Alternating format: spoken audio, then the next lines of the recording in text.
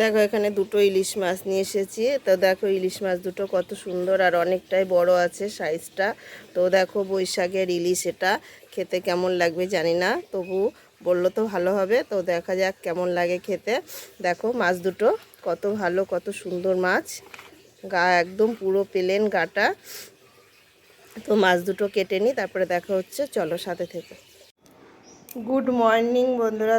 Good মর্নিংটা আমি চা দিয়ে শুরু করলাম। দেখো চা, আর এখানে আমি রুটি ছেঁকে নিয়েছি, এই যে 2 পিস রুটি নিয়েছি। তো দেখো আজকে মা চা খাবে না, তো আমার একার জন্যই চা করে নিয়েছি। তো দেখো তোমরা সকালে চাটা খেয়ে নিও সবাই বন্ধুরা। তো চলো সবাই ভালো থেকো। তো পরে আবার দেখা হচ্ছে, সারাদিন কী করি না করি টুকিটাকি, চলো সাথে থেকো। দেখো মাছ এখন ওই যে কাটা হয়ে গেছে, এখনও ধোয়া হয়নি। আর এই যে এগুলো মাছের এটা ধোয়া হয়ে গেছে। তো এই যে মাছগুলো এখন ধোয়া হবে। তা চলো ধুয়ে নিই, তারপর আবার সাথে থেকে। দেখো মাছ কেটে ধোয়া হয়ে গেছে। তো আগে প্রথমে ঘুম থেকে উঠে জামা কাপড় ছেড়ে হাত মুখ ধুয়ে গেছিলাম মাছ কিনতে। তো মাছ কিনে নিয়ে এসে মাছটা তোমাদের সাথে শেয়ার করলাম, করার পরে তারপরে চাটা খেয়েছি। তখন আমি মর্নিংটা সবাইকে জানিয়েছি। তো এবার মাছ কেটে ধোয়া হয়ে গেছে। তো দেখো এবার দেখো মা মাছটা কেটেছে, কেটে ধুয়ে নিয়েছে। তো মাছটা অনেকটাই বড় ছিল দেখো। তো চলো, তা ভুল হলে ক্ষমা করে দিও, চলো সাথে থেকো। দেখো কেমন মেঘ করেছে, মেঘে তো কালো হয়ে গেছে। দেখো দেখো বন্ধুরা, দেখো আজকের মেনু আমাদের এখানে আছে মাছের ওই তেল ছিল আর কাটাকুটি ছিল, তাই ভাজা হয়েছে। আর এইদিকে দেখো হয়েছে তোমার কচুরলতি ভাজা। আর আর এক আর এইদিকে তো ভাত আছেই। আর দেখো এখানে আছে সর্ষে ইলিশ। ইলিশটা আজকে আমি গামলার মধ্যে করেই করেছি। দেখো দেখো সব শেষে আছে চাটনি। চাটনির মধ্যে গন্ধরাজ লেবুর পাতা দিয়ে খেতে খুব সুন্দর লাগে, তাই জন্য গন্ধরাজ লেবুর পাতা দেওয়া হয়েছে এর মধ্যে। তোমরাও খেয়ে দেখবে এইভাবে। আর কে কে খাও একটু কমেন্টে জানাবে অবশ্যই। চলো পরে আবার দেখা হচ্ছে। দেখো রান্না টান্না করলাম, আজকে আমি রান্না করেছি।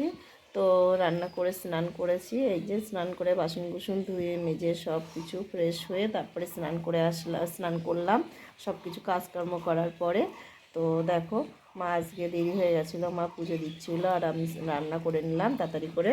রান্না করে তোমাদের সাথে শেয়ার করতে পারলাম না, তার কারণে একা একা সব কিছু করছিলাম বলে ওই জন্যতে। তো দেখো এবার এই স্নান করে আসলাম, স্নান করে এসে বসলাম। তা চলো দেখলে তো আজকে আমাদের মেনু কি হয়েছে। চলো আবার পরে দেখা হচ্ছে।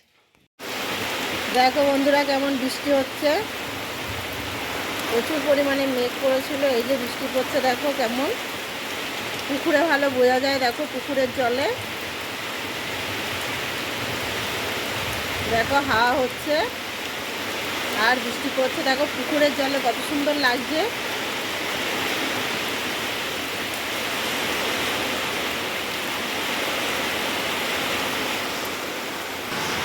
দেখো আমি ভাত খেতে বসবো, মার খাওয়া গেছে, বাবার খাওয়া গেছে। দেখো এখানে আছে কচুরলতি ভাজা, মাছের কাটা ভাজা, আর আছে মাছের ঝোল, ওখানে আছে শসা।